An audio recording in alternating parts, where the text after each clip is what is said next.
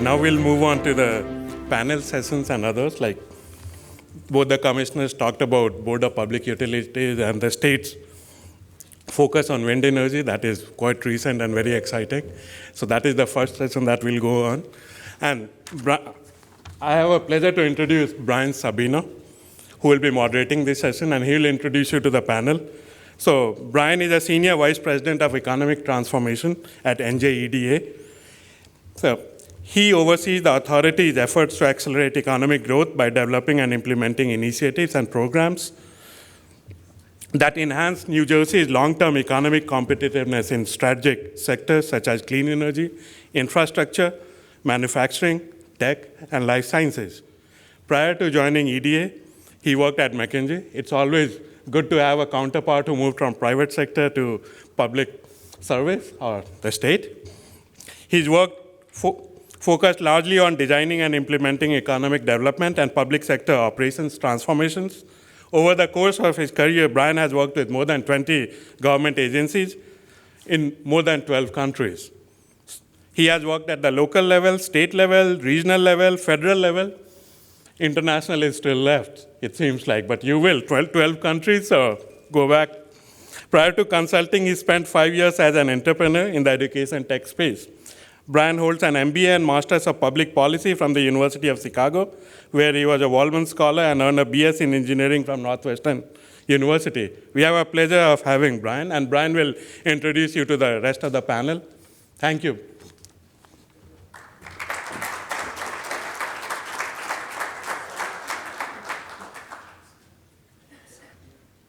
Thank you so much for that warm and very generous introduction. Normally people don't read the whole thing, so I'm a bit embarrassed and flattered, but very excited to be here.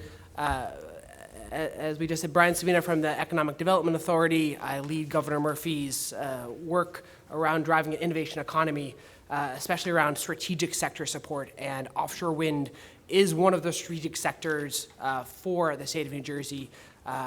The topic of our session today is opportunities and challenges. And as I started to think about that last night, it's incredibly fitting, because if you think about this at a state level, there are a few opportunities that are bigger for us in terms of cleaning our grid, in terms of creating jobs, in terms of fundamentally reshaping our economy than offshore wind. And I think Commissioner Chivukula and Commissioner Gordon did a phenomenal job of laying that out for us. From a personal level, if you take that down, I think for most of us, there are probably few opportunities and projects that we get to work on that we are personally as excited about as the development of the offshore wind industry in the state. So from an opportunity at the macro level, the global level, the state level, the national level, as well as the personal level, this is incredibly important. But I think, as all of you know, anytime you're working on doing something big, it means confronting big challenges and finding ways to solve those challenges, whether those are infrastructure, those are workforce, those are regulatory challenges, technical challenges, whether those are the challenge of really communicating about why this is important and engaging the right set of stakeholders as we go through this process. So we have pulled together, or not we, but I think the folks who are organizing have pulled together a phenomenal panel of folks to help us work through this, work through those opportunities and challenges. Here's how I think we'll work this. One, I'm going to take a rapid feedback poll for all of you, so get ready. Two, I will then kind of introduce our panel, and we'll talk a little bit about who they are and why they're incredibly well positioned to help us think through challenges and opportunities. We're going to do a bit of level setting, short 5-minute stints across our panel, just to make sure everybody's working from the same baseline. And then we'll go into some different opportunities and challenges. We'll spend around maybe 25 or so minutes around moderated Q&A, and then we'll open the floor for additional questions from the group. Does that sound okay? Yes. All right, great. Okay, so first I promised a live feedback poll. Raise your hand, and this is really for us as a panel. Raise your hand if offshore wind is a relatively new topic for you. Okay. Okay, we have 2 brave souls. Raise your hand if you feel like you know a bit about offshore wind, but you're not all the way up to speed. Okay, so that looks like the the majority of the group, raise your hand if you think you are kind of on the top 10% in terms of offshore wind knowledge right now. Okay, I think that's very helpful. Yeah, there's a couple of commissioners who I think are raising their hands. They're being modest. Okay, I think that's incredibly helpful for us as we start to level set. Let me start next then by introducing our panel, and I'll start on the far side. So Kris is probably one of the most popular people in offshore wind in New Jersey right now. She is the senior manager for stakeholder engagement at Ørsted. She has over 15 years of offshore wind experience, and I was incredibly impressed by the range of topics that you've really worked on, whether that is ocean planning and management, really getting into the critical topics of federal regulation and state regulation. She's an incredibly important stakeholder as we are building out this industry. So excited to work with Kris. And Kris's favorite bird, in case you were wondering, is a pileated woodpecker.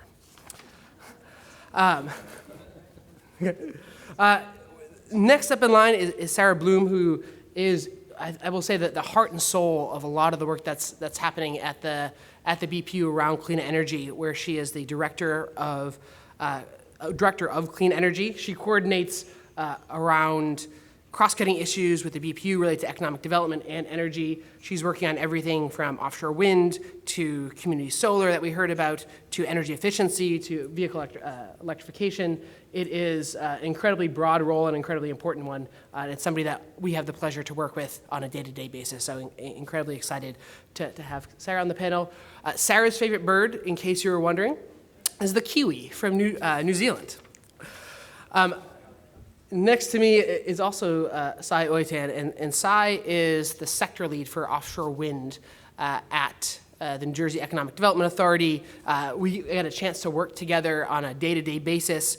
Sai oversees all of the authority's efforts to, one, engage with the supply chain and think about how do we start to build up the local supply chain here in New Jersey, as well as be really a partner, a business partner for a lot of companies like Ørsted and your supply chain partners as they start to think about making investment decisions. So incredibly excited to have Sai on the panel. He brings over 15 years of onshore and offshore wind experience in Europe as well as in the US.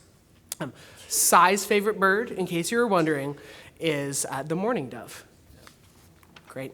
We have one more panelist who is on his way, and Doug O'Malley will be joining us shortly, so I'll wait until Doug gets here to do his his bird. But we won't give him anything else. So maybe I think the next thing on our agenda was really around level setting and kind of creating a baseline for us. In the spirit of partnership, maybe I could ask Sara and Sai if you all could maybe start together and maybe spend 5 minutes within the New Jersey context. Could you help level set around where the state is in offshore wind development and what do you guys start to see as the big opportunities and challenges? Yeah, sure. I'll start with my Turkish and Norwegian accent plus the microphone, so bear with me. Can you please move the slides? Sure. I think there is a clicker somewhere. Clicker? Do we have a clicker? All right. Okay. All right. We have it. So we have a short slide deck where we will be presenting with Sara and myself. I would like to start with the quotation from our Governor Phil Murphy. He says, "New Jersey is committed to a clean energy future, and building a local offshore wind industry is core to this vision." So when we are talking with supply chain companies, port developers, and also offshore wind developers, we ask the question, why choose New Jersey for offshore wind? And the question is laid out in 4 aspects. One of them is New Jersey is an emerging hub for US offshore wind. The second one is it is heart of the East Coast wind belt. When you put down all the offshore wind leases in the US in the eastern seaboard, you see New Jersey in the center of gravity of all the projects with 130 miles of coastal access.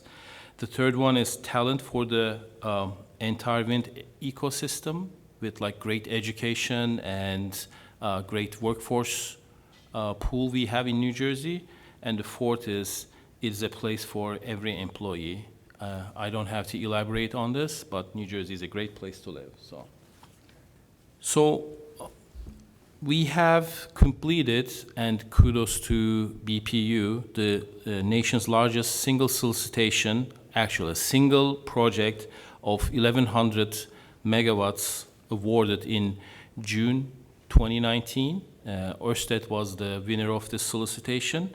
And we have a pipeline of 3,500 megawatts to be operational by 2030, and it is signed by law.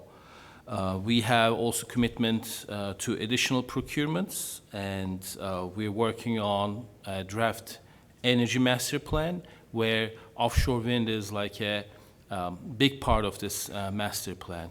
Because when you're talking about decarbonization and also adding renewable energy to your power mix, the only way to get there is offshore wind, because that's the only way to build really large capacities. You can do it with solar, geothermal, and other renewable sources, but they're kind of small. With offshore wind, you're making a big leap into renewable energy, and you're adding more renewable energy to your mix. And we're also working on the Wind Institute, which is a public-private partnership which will serve as a hub for research, innovation, and also workforce development for the state. We want to be a hub in the supply chain, and also we want to be a hub in the R&D and workforce management of the offshore wind industry in the US. And Sara, would you like to continue? Sure, happy to. Well, as you've heard this morning, it was very exciting this year. We have gone leaps and bounds on offshore wind, and while the original legislation enabling offshore wind was passed over a decade ago, really in the past year, we've done more than we had done in a decade. And Governor Murphy has made a clear commitment to the offshore wind industry. The Board of Public Utilities has been implementing that commitment, and we've been moving forward on our OREC solicitation and the plan to move forward.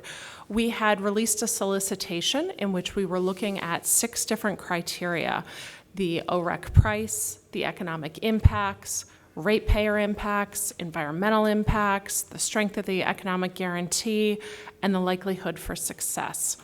And as we're continuing to move forward on this, our first solicitation was for 1,100 megawatts. The governor had laid out that we would have a second and third solicitation for 1,200 megawatts in 2020 and 2022. And while the board is moving on that path, we haven't ratified that yet, but we are moving towards those goals. And I think it's really important to look at where we've been going and how we're going to accomplish all of this as part of our path to 100% of clean energy by 2050. As Sai had mentioned, we have been doing a lot of work both in terms of stakeholder involvement and hearing from people, but also working collaboratively. And we're very excited now to be moving into the next phase with Ørsted as they move forward and continuing to work collaboratively with our partners as well. I think we can go to the next slide. Okay, yeah. And one of the other things that I want to acknowledge too is that we are also looking at transmission and how that has a significant impact on the future of offshore wind. But part of looking forward is really looking at how are we planning for this holistically, and as we're also planning our energy master plan, we are building out our offshore wind strategic plan, we are working collaboratively with our partners, and we're building upon the success that the state has already had. One of the positive things that had been moving forward over the past decade was the Port of Paulsboro continuing its development, and that has been a critical and crucial investment for the state as we are positioning ourselves. And as you heard Sai say, we really are in the middle of the entire Atlantic offshore wind. I'll be a little bit more humble than Sai and say we're the best, but We've gotten very proud of bragging as we've been moving forward, and as the different states have been moving forward, I think you heard Commissioner Gordon acknowledge too that New Jersey is further ahead than many of the other states in this planning, but we are working collaboratively with them, and we recognize that we have to bring everybody along as we're building this new industry. And as we are looking forward, we have been building out our strategic plan, and we've been talking and focusing on environmental protection, the fisheries, and the important aspect that that plays, our ports and harbors, the wholesale markets, transmission, supply chain, and workforce. And these are all critical components as we are developing this industry. And it really is exciting to be in on the ground floor. But we're also looking at this from the perspective of where is the state going in the next 10 years? Where are we going as we chart that path to 100% clean energy? And really taking the time to incorporate all of this planning and thinking to make sure that we get this right, being able to talk to others, incorporate the feedback. I think if you've been on any BPU listserv, we have a stakeholder meeting for something just about every week, and we are definitely committed to working with folks and having them be involved as we're crafting these policies to move forward. So you'll be hearing more about this later on this year, as you also hear more on the energy vision for the state as we move forward. We're also at the board doing a lot of integrated energy planning and looking at how offshore wind plays into that. And then, as Brian and Cy had mentioned, there's a lot of interagency work happening too, whether it's through the Wind Institute or through our friends at Labor and Workforce Development who have apprenticeships programs going on. We're all working together as we try to move this industry forward. Great. Do we want to just jump straight over to Kris? Would love to, we kind of have a bit of the New Jersey perspective.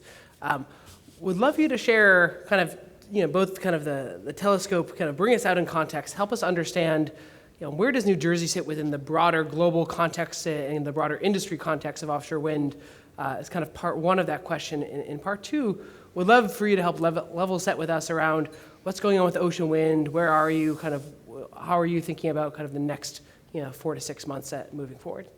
Yeah, sure thing. I think what's important to recognize, and many of you may be aware of this, but there is not one utility scale offshore wind farm in the United States of America.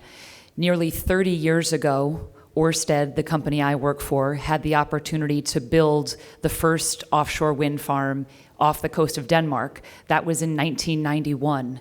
That was nearly 30 years ago, so we have a lot of catching up to do, and I think the point that Cy made earlier is critical, that working at scale and doing something big like offshore wind is the only thing that will help us meet our state targets and eventually the important climate goals that we have as a state and a nation. So that's, where we are with offshore wind is really far behind when you think about the global perspective. As a company, Ørsted has had the opportunity to build 26 offshore wind farms. Most of those have been in Northern Europe. We're also very active in developing the Asian Pacific market. We have a project being developed and built actually now in Taiwan, and a large portfolio of projects from on the eastern seaboard of the U.S. that span from Massachusetts all the way down to Virginia. So again, New Jersey and our Ocean Wind project, as it's known, really at the epicenter of potential supply chain and workforce development opportunities. We see the ports of Paulsboro, the city of Atlantic City, Port Elizabeth, all of those as resources, not only for New Jersey, but for us building our entire portfolio out. That means a lot of local economic development for the state, which is really exciting. On that, the Ocean Wind project, which we received the award for in June from the BPU, is our largest single project here in the U.S. and will be the third largest wind farm that we've ever built in the world. So really a statement. As you know, I'm from New Jersey, so we like to make statements.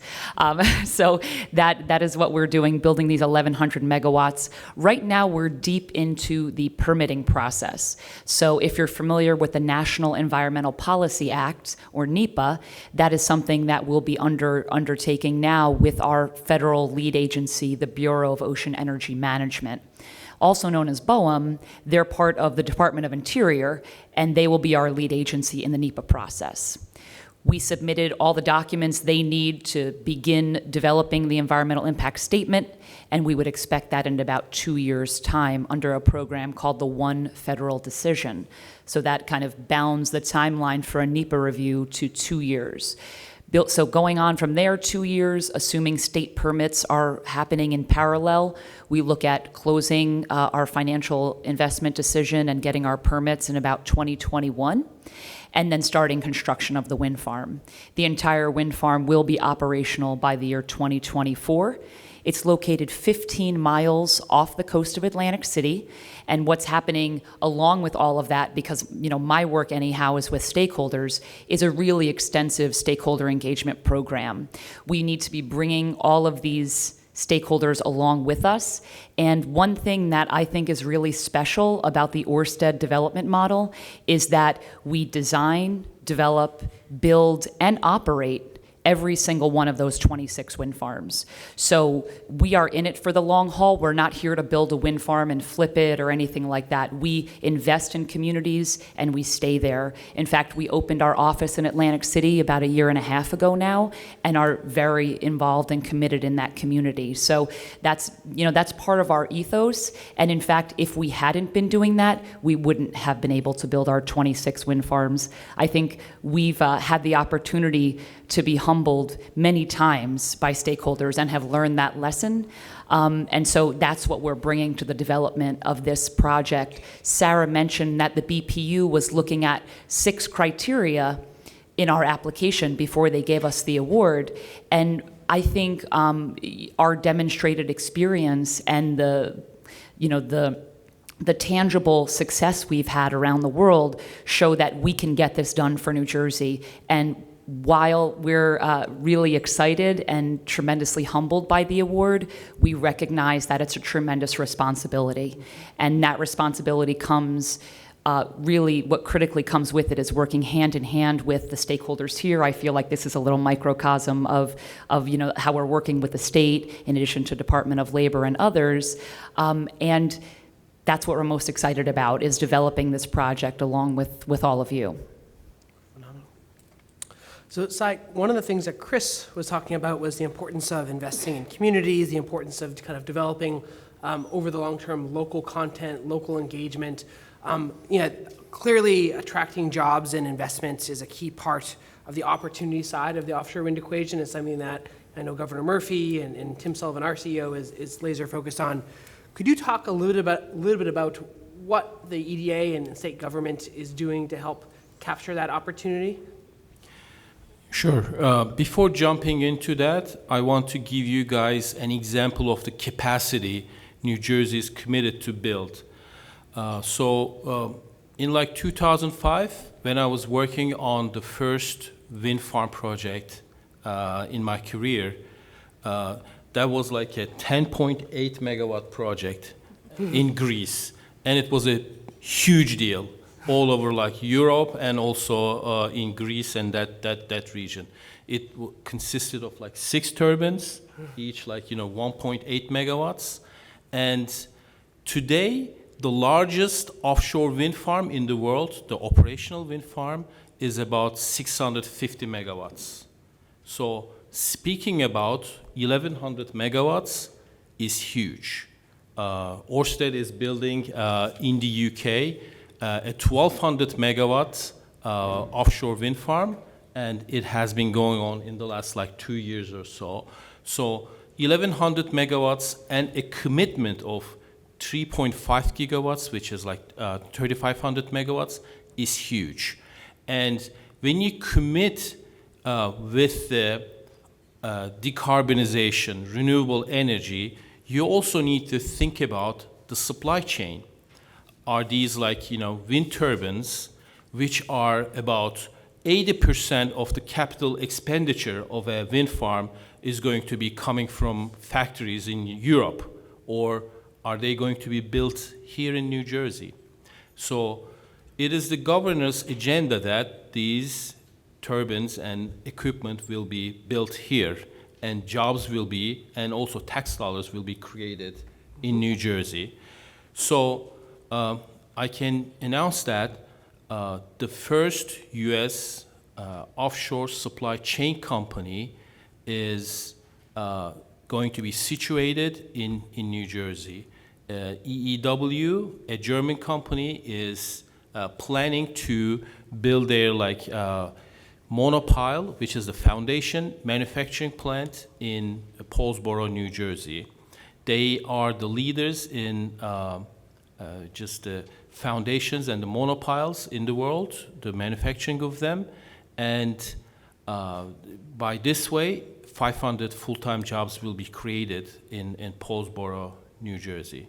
So this is huge. They're like basically replicating what they have in northern Germany in New Jersey. This is not only being built for Ørsted's project, the Ocean Wind project, the 1,100 megawatts. This is going to serve the whole eastern U.S. Market. And right now, the capacity already committed to the eastern U.S. offshore wind is about 23 gigawatts. So it's one of the largest in the world in terms of offshore wind development pipeline. Phenomenal. Excited, Doug, that the Garden State Parkway opened hopefully a little bit like the Red Sea. Live by the Parkway, die by the Parkway. But by way of quick introduction, Doug is an integral part of the offshore wind and the environmental community here in New Jersey. I'm sure many of you know him. Doug is the director of Environment New Jersey, an organization that has over 20,000 due-paying citizens, which is amazing. It's basically a moderate-sized town or city of environmentalists who are paying to make sure that we're making the right decisions and that we are, as a government and as a state, doing the right things. Doug works across a broad range of topics: offshore wind, energy efficiency, helping to lead the charge around the RGGI initiative, the Regional Greenhouse Gas Initiative, which Commissioner Chivikula and Commissioner Gordon talked about, and of course, electric vehicles. He is the president of Charge VC, one of the largest groups driving focus on transport electrification. He's also a board member at Work Environment Council, as well as Environment America and Environmental Endowment of New Jersey. So you're in the space, I guess, is what we go. I like to think so. Yeah. One of the things we've been talking about opportunities and challenges, and I think we've heard from kind of the government side, we've heard from the private sector side. From your side, really from the environmental perspective as well as from the stakeholder engagement perspective, we'd love you to spend 3, 4, or 5 minutes telling us where we are and what do you see as some of the largest opportunities or challenges in that aspect of launching offshore wind in the state. Sure, happy to do that, Brian. And obviously very excited to be here with all of you. I think this is the second annual Sustainability Summit, and I think we've all learned this issue is not going away, it's getting bigger.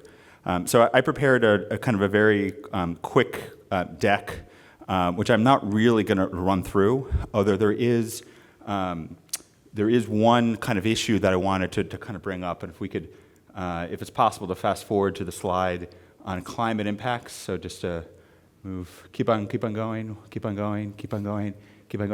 right there. So you'll notice right in the middle there's a map of the Northeast. And that map documents the level of rising temperatures that we are seeing and can expect to see from climate change. And if you look at New Jersey, there's a big red bullseye on the state. And that's not just a metaphorical bullseye, that's showing that New Jersey is one of the fastest warming states, not only in the Northeast, but in the entire country. And this is kind of a reminder when we talk about the impacts of offshore wind.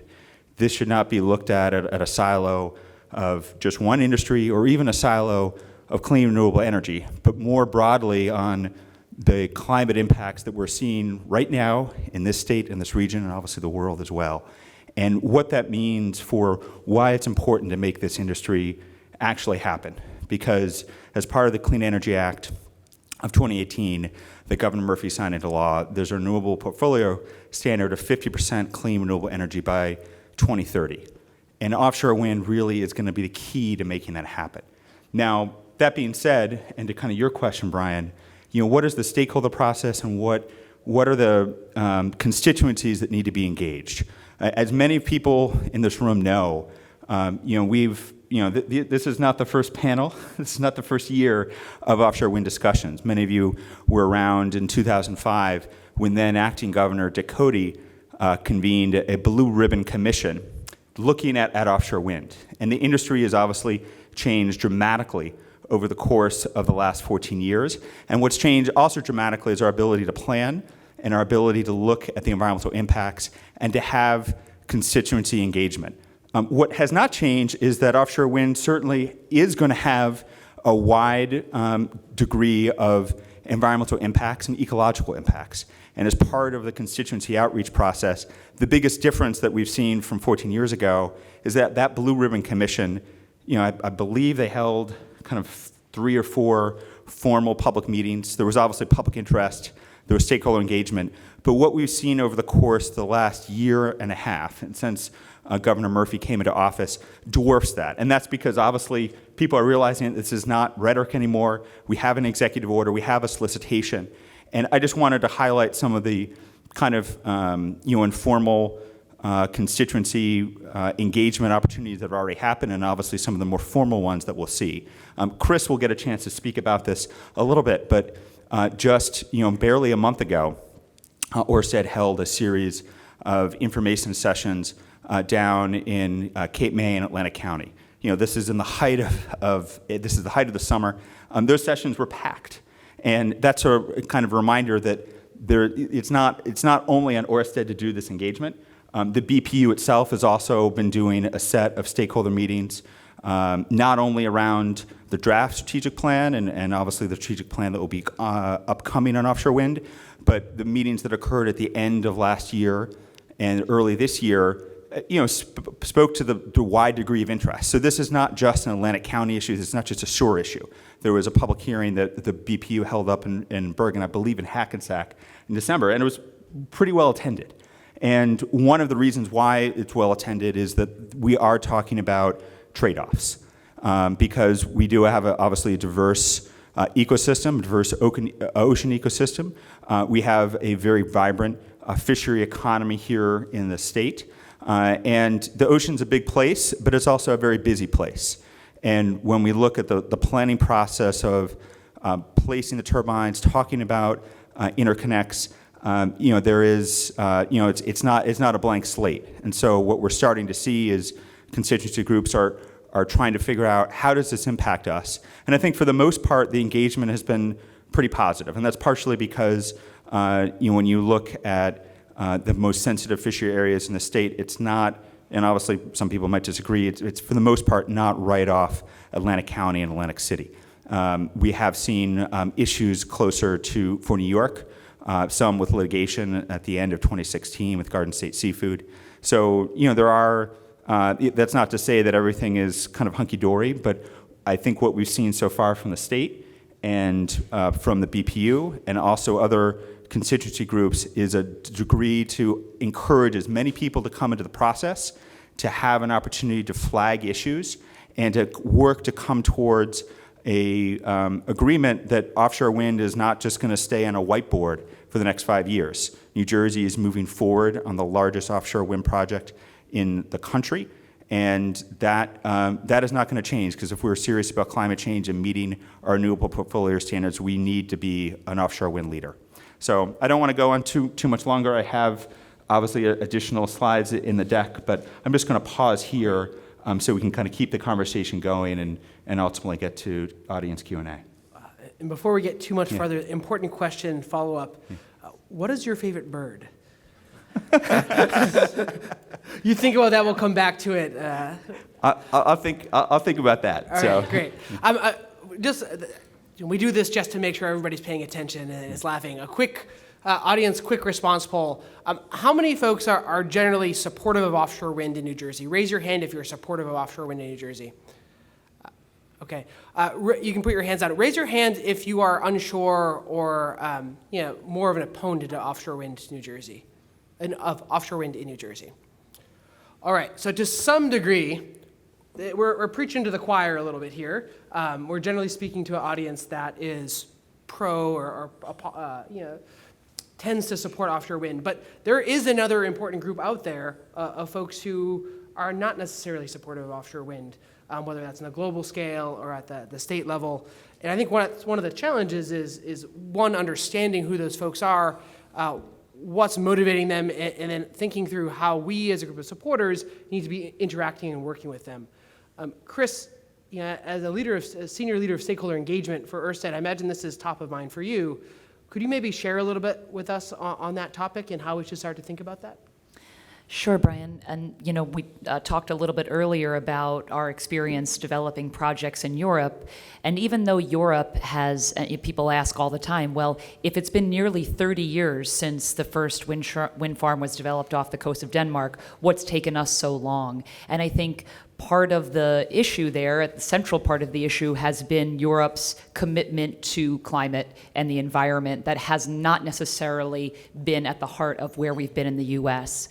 I think things are changing, as the commissioners mentioned earlier. We've had, even this week, tremendous outpouring and really a serious look, I think, kind of turning the corner on climate. At the same time, there are serious considerations by existing ocean users. And as the new kid on the block, we're very mindful of that at Ørsted. And we've been working behind the scenes now for over 2 years, engaging, probably most importantly, the commercial fishing industry. Their issues are essentially access to the wind farm and the ocean space where the wind farm will be built. Let me be clear in that we have no rights to the area or the ocean that's in between our turbines. They'll be placed somewhere between 0.8 and 1 mile apart. That area in between the turbines is not our jurisdiction. We haven't been awarded that by the federal government. However, we've heard from the commercial fishing industry that because of the size of their vessels and the size of the nets, it's very challenging for them to navigate safely within the wind farms. In Europe, particularly in the United Kingdom, we have coexisted quite well with the wind farms and the fishermen. We want to bring that same model of coexistence here so that, Doug mentioned that for our ocean wind project, it's not necessarily the hottest bed of commercial fishing activity like you may see in George's Bank or the New York Bight, where there's much more density in commercial fishing. Even though that is not the case for ocean wind, working closely with those stakeholders so that they understand, even if it were, we support fishing within the wind farm and want to work with the community on the orientation, the layout. I'll give you an example of what we did working on our Bay State wind project for Massachusetts. The wind farm, as we would like to lay it out, it's kind of it would look like a random design of turbines inside the area, because we have super smart Danish people who tell us the most precise place to put the turbines so that we maximize the amount of wind energy that's generated by the wind farm. Now, from an engineer's perspective, that's a perfect wind farm. But we have to remember that the engineers are only one of our stakeholders, right? We have all these other folks using the ocean, and they'd rather see a layout that's in a grid because it's more predictable for their uses so that they know mile per mile they can expect the next turbine in a line. So we turned our project into a grid at the Bay State wind farm, but then we heard, well, your grid is not on the right orientation. Your grid is on a north-south contour, and we fish east to west. So we went back to Denmark and we said, guys, listen, we have to have an east to west layout. Can you help us?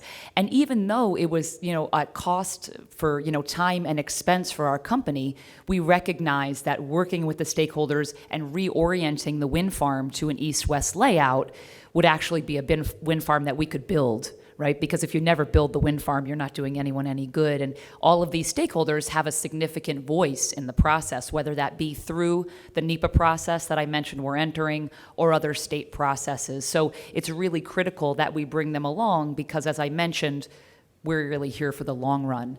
The suite of stakeholders that we deal with, I would say the commercial fishing industry are the most vocally opposed, but the two other groups that kind of keep me up at night are people who live at the shoreline and are concerned about what the wind farm will look like from shore. They're a very important group, and we are working internally on designing a wind farm that minimizes the lighting, because one of the things we've heard from stakeholders is at night, they do not want to see the Jersey shoreline lit up. So that's something that we're working on, and that's a federal issue with the FAA and Bluhm that we're working jointly on. There are rules that say when a turbine or any structure is of a certain height, it needs to be lit in a certain way. So we're working with the federal government to help them understand that, you know, when you're building 100 turbines off the coast, maybe the rules can be different. Maybe the lights only need to be activated when there is, in fact, a plane in the area. Otherwise, the lights aren't very much useful. And my husband, who's an avid aviator, said, I can tell you, Kris, that if a plane is at 1,000 feet off the water, it's got a lot of other things it's worrying about besides a wind turbine, which I thought was a good point. So, and then the third group that I wanted to mention, so fisheries, visual impact, and the coastal communities, and then the folks where we'll actually make landfall with the cable. From project to project, I've had the opportunity to work on, including the first ever power purchase agreement for a project off the coast of Delaware, and that was over 10 years ago. Every company and every project I've worked on, we get opposition at the landfall location from people saying, we do not want a cable buried under our streets. And that continues to be something significant. For our project off the coast of Long Island, the South Fork project, we're experiencing that now. That's our project that's furthest along. For the Block Island wind farm, the 5 turbines that we built in 2016, we were delayed by 18 months because of the landfall location and issues with that local community. So those I see, Brian, as the 3 kind of major groups that keep me up at night and, you know, keep me secure in my job. Keep me busy. You have a unique perspective on this. I'm wondering, Sara, the BPU engages, as you said, in a tremendous stakeholder engagement process. And Doug, what you're doing is really around making sure that all the voices are heard. Anything that you would want to add on to that as we think about groups that we need to be working with and engaging to make sure we overcome challenges to the industry? Or we're pretty well sorted on that question. Feel free to add if you want. I would say that. Again, as part of our interagency collaboration, and we have some friends here today from the Department of Environmental Protection, that there is a marine fisheries group, and we've been actively working with our counterparts at DEP on engaging with groups and making sure that the fisheries are represented. Our chief economist from BPU is here too. I know he has been involved in some of our economic modeling and looking at that. It is something that we are aware of, but also I would say that it goes beyond our state boundaries, and the fish don't know if they're off of New Jersey's ocean or if they're off of Maryland's or if they're off of Massachusetts, and to that extent, you know, we recognize that fishermen chase fish, and so we work with our other states as well as we are looking at how are we handling this. I actively talk with other states all the time on how we're handling situations, where are we looking at things. I recognize that there are some fish that, well, shellfish that don't move, but the fish that do move up and down the coast, I'm allergic to them all, so.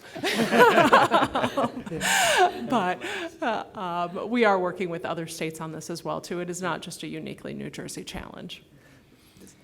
And then just to add to that, Sara, there's kind of 3 addendums. So we've obviously been focusing very much on the impact for commercial fisheries. The broader ocean ecosystem is obviously not just fish.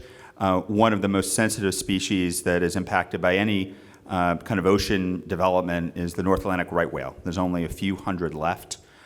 This has been a huge issue in the fight against offshore drilling off the Atlantic. But in terms of ensuring that offshore wind development does not impact the North Atlantic right whale, I think all we need to do is to look at the Block Island wind project, where the ecological impacts of the installation of those turbines were altered to ensure that the North Atlantic right whale was not impacted. And obviously that brings up larger conversations. We're looking at a much broader utility scale project in New Jersey. And obviously those conversations need to be taken into account the impact on the North Atlantic right whale. The other aspect, of course, is avian population. So kind of, the question that you had before, Brian, on what's my favorite bird. Arguably, they're all my favorite. And we want to be minimizing broader ecological impacts. There was a much conversation, not only conversation, but much agito over the Fisherman's Energy Project, which was proposed multiple times over the course of this decade and ultimately was rejected. One of the obvious negative impacts of the Fisherman's Energy Project is because it was so close to shore, the avian impacts were much higher. That is not necessarily a consideration right now with ocean wind, although obviously there are avian impacts regardless of where you are. And the last thing I just wanted to mention here too is that this conversation is not happening in a vacuum. So I mentioned before the impact on the North Atlantic right whale from offshore drilling. This state and this governor and this DEP has been united with governors up and down the Atlantic coast fighting against offshore drilling in the same way that the outer continental shelf makes New Jersey and the whole East Coast a hotbed for offshore wind. It also means the oil and gas industry still would like to pursue offshore drilling. And so this is not a kind of a conversation in a vacuum. We need to expand clean renewable energy, but we also need to do it in an environmentally responsible way. But in the vein that anything we do on offshore wind is going to have, if done responsibly, is going to be massively better for our environment than expanding our addiction to fossil fuels off the shore. Great. And I will not let you off. Continue to think about what your favorite bird is. Okay. Sara, one of the things, so first of all, process checked. I have kind of two more topics I want to cover, but I think those will take about 4 or 5 minutes. Please start to think about your questions, because I think we'll open it up to audience questions pretty soon. One for Sara and then one for Sai. Sara, one of the things you talked about is regional or interstate cooperation. Having been working on this topic for a while, there's probably no concept that actually reflects the duality of opportunities and challenges as much as interstate cooperation. Could you just speak a little bit about that topic and kind of what we're doing as a state of New Jersey to address increasing interregional cooperation? Sure. Well, again, the benefit of having done this for a while, we've been working with other states for over a decade now. And I think if you look up and down the East Coast, we're all in different stages of development. And one of the things that my office has been doing for the past decade has been funding research and looking at how do we map the wind, how do we map the ocean, what are we doing here? And as a result, New Jersey has some really good data sets. And that's something that we're willing to share with others too. We've also taken advantage of how can we locate Met towers or utilize LIDAR or things like that. And with these learning experiences comes the opportunity for us to share with other states. New York has also been very active for many years too. And in Delaware, they have different research that's going on. And I could just kind of go down the coast. But again, the states are at different levels. We do get together. I was at a similar conference to Commissioner Gordon last week, except it was for state energy officials. And, the entire Eastern Seaboard got in a room together and kind of said, what are you doing? Where are you at? What can we learn from you? How can we talk about this? And even states that may not have an ocean presence, we're still interested in this because I think there is an acknowledgement that an industry is being built, that each of us are going to have a role within this, and how do we work together cooperatively? I think we have examples here within our region as well. We have a very successful Port of New York and New Jersey, and so that in itself lends to cooperation between New York and New Jersey on how are we going to use some of our assets together. Again, looking at some of these examples and lessons learned, the other side of the country is also looking at wind. They're definitely behind the East Coast, but as California starts to examine, or Oregon or Washington, and again, being able to share those lessons. we also learn from what other states are doing, and in some respects, I can say we were at an advantage that we waited for a little bit and let Massachusetts go first and learn some lessons off of their solicitations. So there is a lot of give and take, and I think that amongst the government officials, we're all willing to share with each other. At the end of the day, none of us want to lose any job opportunities for our state, but at the same time, we recognize that we are building an industry, and I think we've also heard from the industry that they want us to all work together as well, too. And so that's what we're trying to do. Great. Sai, I'm going to save one of my favorite topics for last, which is, if you look at some of the aspirations that the BPU have for the state, if you look at the scale of the projects that Ørsted is talking about with ocean wind, you can actually start to think about where are there potential challenges and bottlenecks in the system to deliver those projects. And one of them that comes up again and again is port infrastructure. And do we have the right port infrastructure? And if not, what are we doing to start to address that port infrastructure? We'd love to kind of hear your thoughts about kind of what the state is doing. How do we think about that, and what is the state doing around port infrastructure? I mean, in general, I would like to state that BPU and Sara's team have completed their job for the first stage successfully with the 1,100 megawatts solicitation, which translates into $4 billion of capital investment.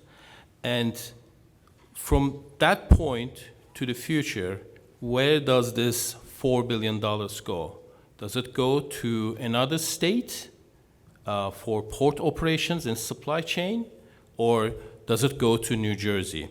And at EDA, we answer that question, it goes to New Jersey. So we're working very hard on supply chain and ports development. When I talk about ports, I would like to define what ports mean for the offshore wind industry. There are three types of ports. One of them is the O&M ports. After the commercial operational date of the offshore wind farm, just sending and transporting the personnel and equipment and spare parts to the wind farm is one job. And typically, each project has its own O&M port. O&M port is a small port in a building with several technicians in it, and any wind farm, offshore wind farm over 300 megawatts has its own O&M port. So Ørsted, for their ocean wind project, is working on their own O&M port because it's small and the state is not involved in that. The second one, the larger one, is a manufacturing port. There are 4 components of an offshore wind turbine. One of them is blades. The second one is the nacelles, which is like the little power plant on top of the tower. The third one is the tower. And the fourth one is the foundation. The foundations can be tripods or monopiles or some other technical structures. So the monopiles or the foundations will be manufactured in New Jersey, as I talked to you about before, and the other components, blades and nacelles and towers, at EDA we're working with directly with the OEMs. Most of them are European suppliers to have them manufactured in the US. The challenge with that is there are 3 leading wind turbine companies in the world, and all 3 of them have only one nacelle manufacturing facility, and they are all located in Europe. So when you talk to them about locating their manufacturing or having a subsidiary here for local manufacturing, it's not a very easy talk. But they have announced that they have plans to have them manufactured in the US. So at the manufacturing port, basically you have either nacelles, towers, or blades manufactured there, and you move those components to the marshalling port. Marshalling port is basically the last stop at the shore. Because when you talk about in cost comparison of relative cost, Most of these, like, works we're talking about is like mechanical or electrical, connecting cables or torquing the bolts, whatever. The cost of that doing at a manufacturing port or a manufacturing location, let's think about like $1. If you do it at the marshalling port, it costs about 10x of the same cost. And if you do it at the offshore location, at the jack-up vessel or at the ocean, it costs 100x dollars. So it's very costly to do any operation on the ocean. So the marshalling port becomes like pretty much critical. What you do at the marshalling port is before you transport all the turbines, equipment, everything on site at the offshore location, you do the sub-assembly. Basically, I call that, when I'm describing it to my kids, it's a Lego toy. You have like 7 components, 3 pieces of the tower, 3 pieces of the blades, and 1 piece of the nacelle. So you assemble everything at that marshalling port, basically. And as a state, as EDA, we're working on the marshalling port solution at the moment, and we are going to hopefully announce something very soon. Okay. So clearly, we've talked about a lot of, one, how big of an opportunity this is for a state. We've talked about a number of different challenges, kind of these big picture issues that we're working on to solve. There's a lot of work that goes into this. It's really important, incredible stuff that's going on. Those tend to be what's most on our mind and the topics that we're thinking about. I would love to kind of turn it back to the audience and really hear what are some of your questions. We have a great panel of experts here. What would you like to know in terms of opportunities and challenges for the state? Now, do we have a microphone or all right. Great. We have a microphone that's walking around. If you don't mind just standing up, saying kind of who you are, where you're from, and then. I'm Robert Taylor from Montclair State University. I'm kind of interested in knowing what are the greatest risks that European supply chain companies would see in coming and investing in New Jersey. What are the greatest risks that they see? That's my main question. Kris, do you want to, you're working with a lot of European supply chain companies right now. Do you want to take that, and then maybe Sai, if there's a follow-up? Sure. Thanks for your question. And I guess I just wanted to mention, didn't really have the opportunity to acknowledge Montclair State University and hosting us here, and just mentioning the key part that universities and academic institutions play as a stakeholder in this. Generally, they're not a key risk stakeholder, so that didn't come up in my earlier part of the comments. But at Ørsted, we have signed MOUs with 3 New Jersey universities, and we're talking to President Cole about Montclair being the 4th. So thank you for being here and Montclair's participation in this conversation and hosting us today. So to answer your question, the biggest risk that our suppliers see is lack of a pipeline. What they need is critical mass. So what's tremendous about the opportunity that Governor Murphy has laid out is a 3.5 gigawatt pipeline. That is enough for companies like EEW, the German monopile manufacturer, to say that's worth us setting up shop and hiring people in a state that is, can be relatively costly for doing business. They see that, as enough and as an attraction to come here. I think that, for a lot of reasons, I think the state was smart to pick Ørsted because we have a tremendous following. We're kind of like, the popular kids. We've built the most wind farms. We've done the most work on this in the world. So when our suppliers see us going somewhere, they know that we mean business, and we have existing volume contracts and agreements with them that induce them to come where our work is. And so the pipeline for me is the biggest opportunity and risk and biggest component of bringing the supply chain here. Well, Kris did a good job in explaining the risk. I want to talk about the threat. The threat for European supply chain companies coming into New Jersey is actually the competition. From Virginia to Massachusetts, each of these states have very much rigorous offshore wind programs. Last week, Virginia announced like a 2.6 gigawatt offshore wind program. And when they want to buy into the offshore wind farms, basically decarbonizing their electricity mix, the governors and the policymakers, they also talk about the supply chain. So there is fierce competition amongst all of these like states. Who's going to attract these OEMs and European supply chain companies? I have the privilege of working with Sai and a number of these companies as well. I would say two other topics that come up when they're talking about risks.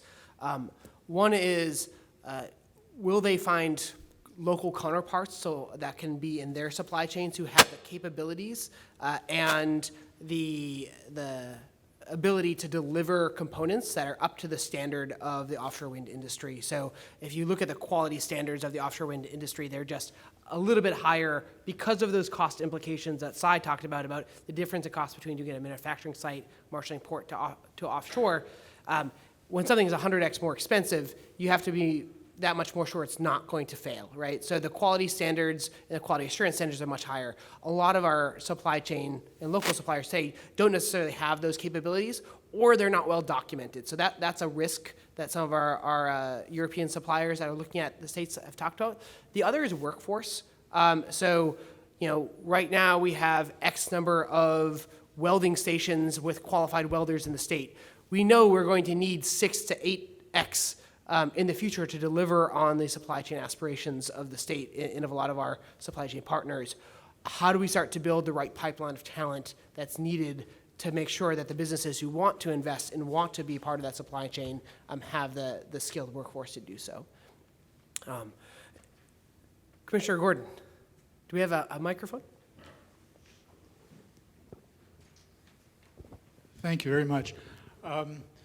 Brian, your former employer, McKinsey, issued a report recently exploring opportunities for collaboration across the states in the Mid-Atlantic and building out a large-scale offshore wind program.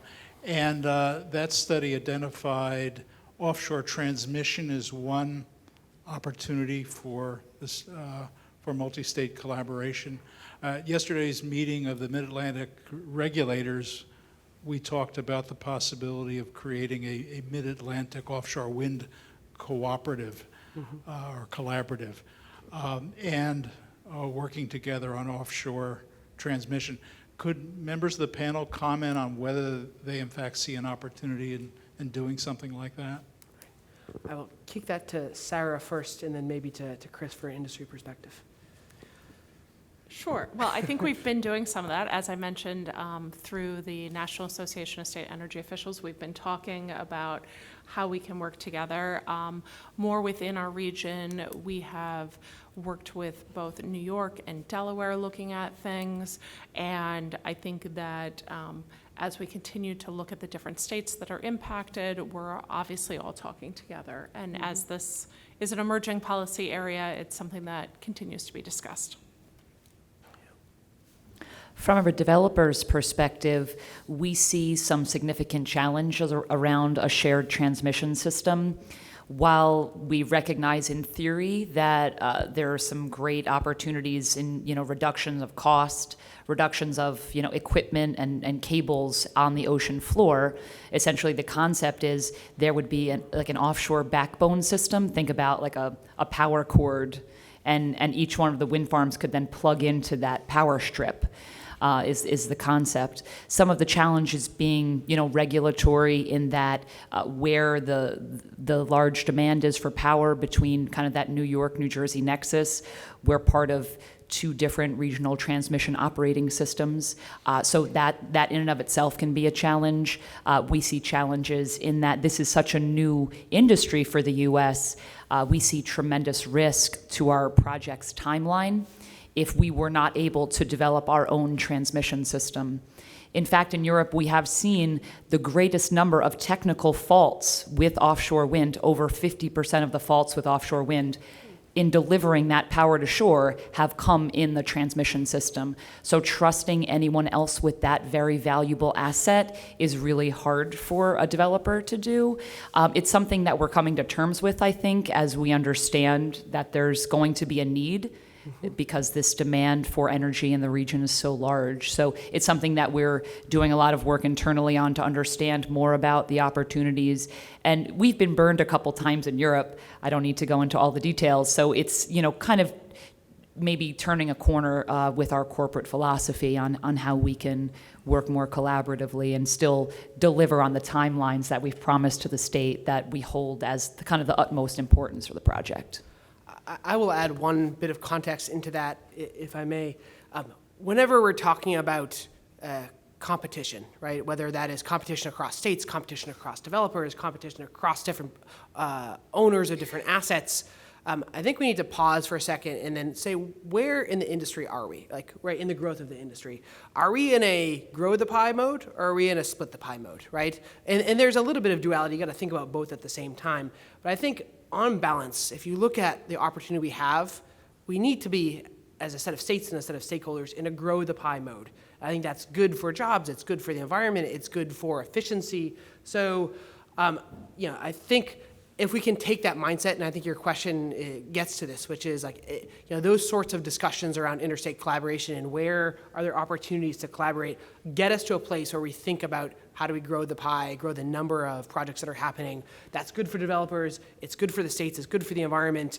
And from an economic development perspective, there's a short term of, gosh, how are we going to compete for that secondary steel welding job against some other state? That's a short-term conversation. The long-term conversation I'm thinking about, the 10, 15 years, is how do we, as New Jersey or as a Mid-Atlantic region or a New York, New Jersey region, compete with Taiwan, compete with China, compete with Northern Europe to supply the next 3 to 4 regions around the world who are going to be putting in offshore wind, right? This is not just a game changer for us, it's a game changer across the globe. And we need to be making sure that we are setting ourselves up so that we become globally relevant and not just regionally relevant. So a little bit of soapbox there, but I think those conversations are incredibly important to get us to the right mindset to making sure we're long-term competitive. Another question, we'll jump to that side and come back to you, Commissioner. There you are. Oh, hi. If you just say who you are and where you're from before your question. Hi, I'm Lyle Landon. I'm with the Association of New Jersey Environmental Commissions. And I have a question, which is we've seen the development of solar going from residences to commercial properties to larger facilities. Now, will there be, and now, community solar. So now, can we leapfrog immediately to community wind? Sarah or Doug, feel free to pop into it. I think in many respects it is community wind. The board, through its financing mechanism, the offshore wind renewable energy credit is paid by all ratepayers. And so I think in many respects we are all buying into this project and expecting it to deliver power back to our shore. And so I think as we continue to evaluate this, it is looking at it also from that holistic perspective of what is the wind bringing to us in terms of economic development, jobs, and power, and how are we transforming for climate change as well too. So I think in many respects we have community wind. And just to kind of put a broader point on that too, Lyle, I mean, I think that's exactly right, Sarah. That's the best thing about offshore wind, is that it's going to benefit everybody. And it's not just going to provide a benefit immediately to residents of the state of New Jersey, but it speaks to a broader evolution that we need to see on the larger PJM grid, or Pennsylvania, Jersey, Maryland grid. It stretches from here down to North Carolina, out to Illinois. And the grid, for the most part, is still very much tied to traditional fossil fuels. And the hope is that as New Jersey becomes a leader in offshore wind, that we see more offshore wind collectively on the PJM electric grid. And this provides more, more incentive to provide for the PJM grid operators a carbon signal when we're thinking about which power to dispatch across the grid, to put more pressure on your traditional fossil fuel generation, especially in the Midwest. And so I know that's been an issue the BPU has been championing, and then obviously as we get offshore wind onto the grid, that conversation will, I think, become a lot more real. Next question, perhaps, Commissioner?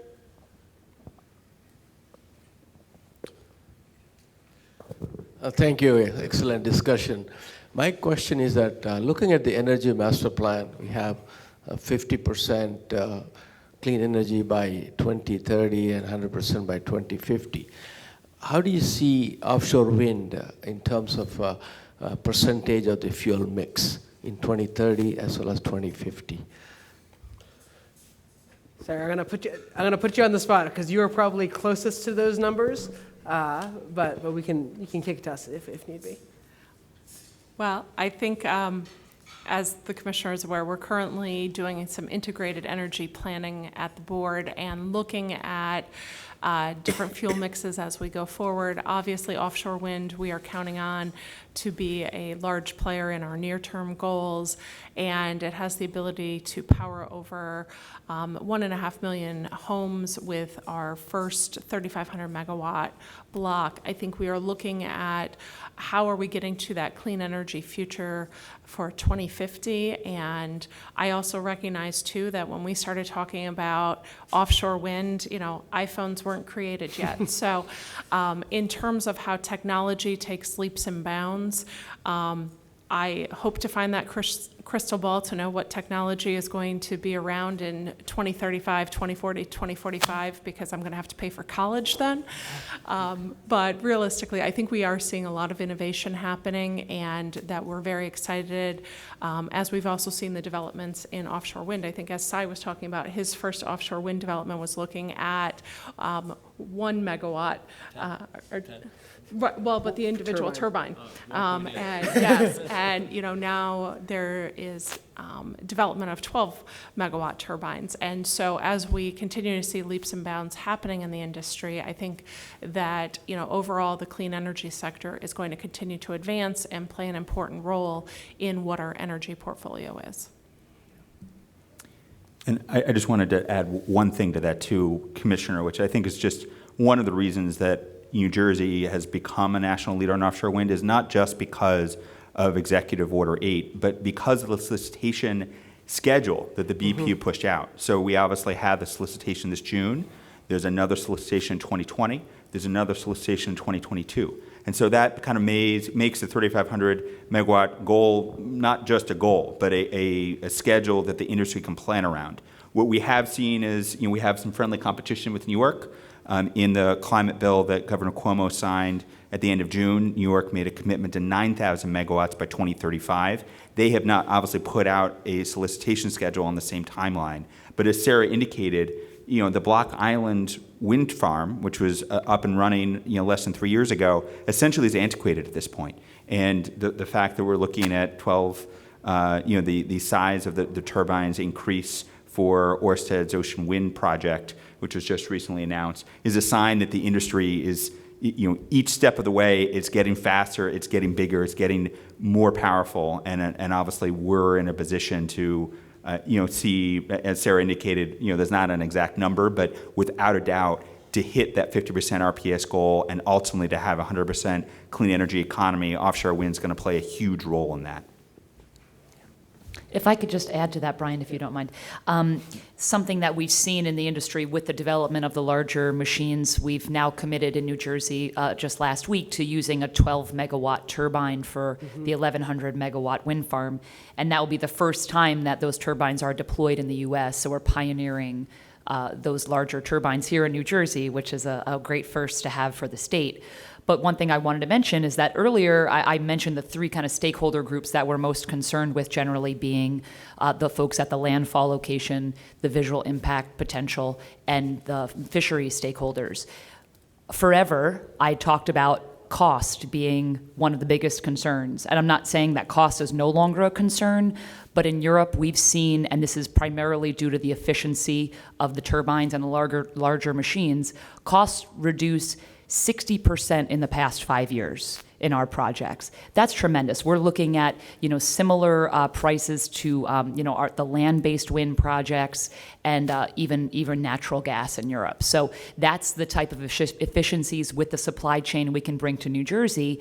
And I think another key driver to thinking about the Energy Master Plan and, being mindful of potential costs to ratepayers as we think about shifting, all this renewable energy onto the grid. We work closely with the business community, because what's interesting about offshore wind is kind of like usually the environmental community and the development community aren't usually sitting here like Doug and I are, right? We're not, usually best friends. But what happens now is we have the business and development community who are really interested in building around the economic development and environmental stakeholders who want to see these projects as well. So we have this, great opportunity, and at the same time, the business community saying, make sure you're especially for the commercial and industrial users, that the cost of power doesn't drive us out of the state, because now we're just negating the benefits that we had. So we're very conscientious of bringing the most value and cost-appropriate project to New Jersey. I will add one more comment to this, which is, I think as we talk to the supply chain partners, right, they see the bold ambitions that were put out there. They understand the technology chain, the curves, and they say, look, it needs to be an all-of-the-above approach to hit those goals, but given the current technology across all generation methods today, offshore wind is the biggest stick that we have right now to try to hit this ball, right? So you can certainly imagine a world where we do commit beyond 3.5 gigs as a state nor as a pathway to get there. Now, I'm not trying to front run the BPU, but I'm saying that's what industry is starting to look at and starting to think about as they're starting to do their long-term planning, and they're starting to say, does it make sense for us to invest on the East Coast of the U.S.? And Kris talked about looking at that procurement pipeline. I don't think anybody is sitting there and saying, we expect that pipeline to flatten out. I think most folks are saying, given the escalating aspirations of states on the U.S. East Coast, we expect that pipeline will grow beyond what's currently projected into 2028, 2035, and beyond. So I personally, not speaking on behalf of the BPU or the government, am quite bullish that offshore wind will be a major component of us achieving our clean energy goals 2030, 2050.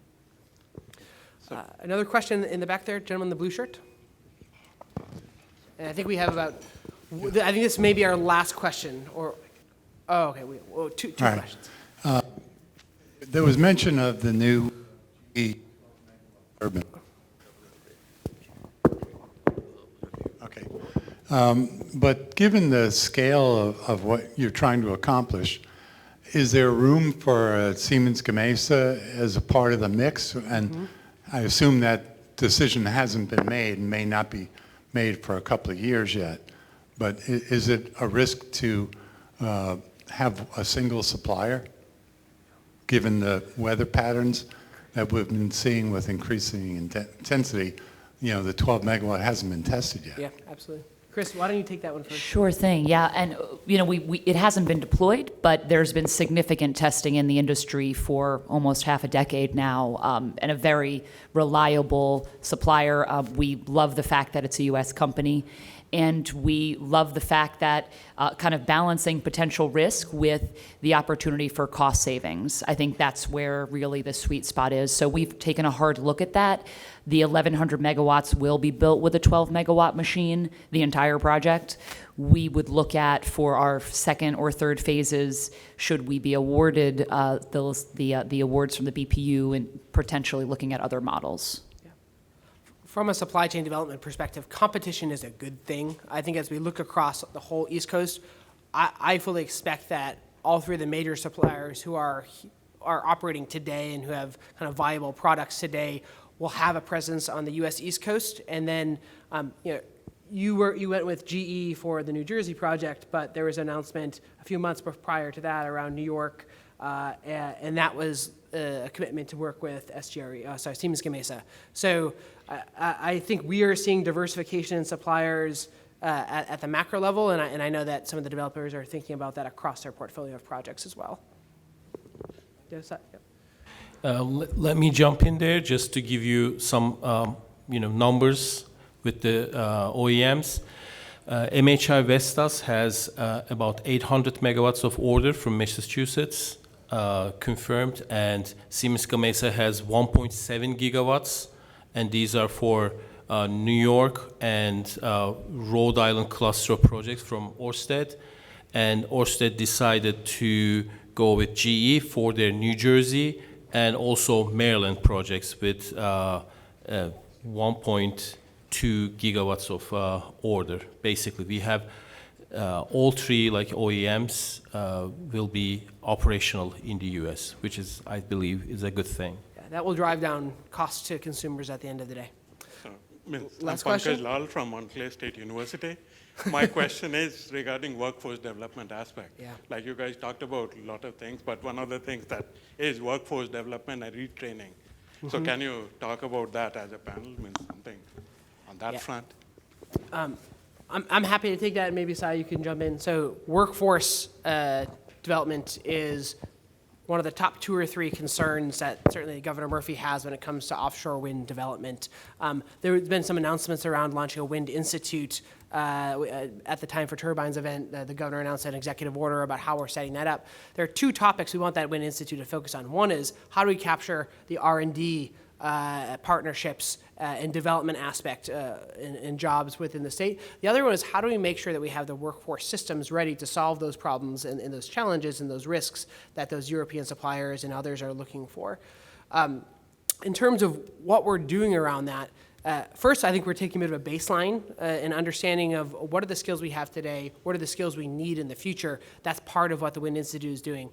Some initial analysis is we have 90,000 workers in New Jersey today that have wind-adjacent skills, right? That's starting from a position of strength, whether that is on the more of the professional side of the skills and projects that are needed, you know, the project engineers, the developers, financiers, the legal teams. I think there's a few lawyers floating around this industry already, as well as, I will say, the more technical side of the workforce equation. So do we have the right welders, the right folks who can move components around? Do we have the right folks who can help manufacture components?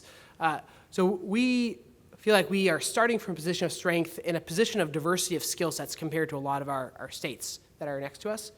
But what we don't necessarily, not everybody has the right set of capabilities. And there are, when you create a new industry like this, it creates an opportunity where we can bring in more people. So we're thinking very deeply with our partners at Labor and Workforce Development about how do we create the right training programs at all levels of education, whether that is at our colleges like Montclair, or it is at our research universities like Montclair, or community colleges, or at even some kind of private technical providers. How do we create a suite of solutions that will arm industry with the right folks needed to fuel this economic growth, that opportunity that we're talking about? The last thing I will say about workforce development is something that's really important to us, is that when we have an opportunity to build a new industry, we have an opportunity to do it the right way, and we have an opportunity to make sure that we're building in diversity and inclusion from the very beginning. That the workforce in offshore wind, if you look at it across the globe today, is not terribly diverse. Let's change that, right? That's not a predetermined outcome. Let's do it in a different way in New Jersey where we can make sure that we are creating opportunities for all members of the New Jersey economy. So I think that's very important to us. We're very encouraged by some of the commitments that Ørsted has already made around small, medium, women-owned businesses, veteran-owned businesses. We are looking forward to being a partner to make sure that we have the workforce side of that equation as well. We are at 11:16, so I think we are 1 minute over. I would like to thank our panel. This has been an incredibly powerful session, and I think a lot of folks have learned a lot. In case anybody was wondering, my favorite bird is the European roller, and if you have never had a chance to see this bird, I encourage you to look it up online. Thank you so much to Montclair for hosting this session. Very excited, so thank you.